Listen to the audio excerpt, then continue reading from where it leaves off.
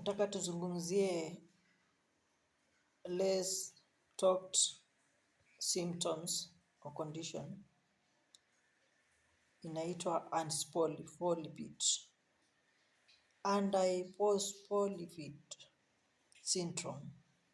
Antiphospholipid syndrome inakuwa na type mbili. Ya kwanza ni primary, mahali inaokaa peke yake, na type 2 ni secondary, mahali inaokaa with SLE, systemic lupus erythematosus.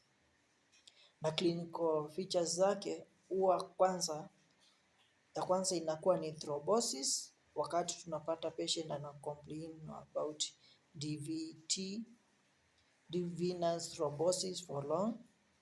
Tunakuwa na pulmonary embolism ama patient amekuwa na stroke.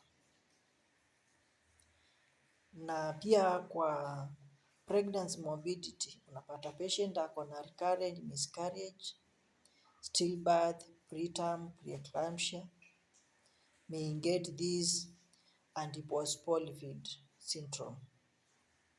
Pia unapata kuna levodopa thrombocytopenia ama heart valve disease.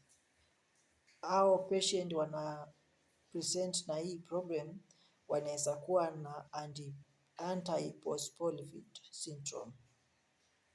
Kwa lab kitu tutapata ni lupus anticoagulant,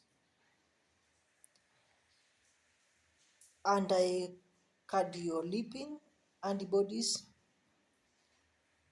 pamoja na immunoglobulin G, immunoglobulin M, pia anti-beta glycoprotein A antibodies, pia na immunoglobulin G, immunoglobulin M.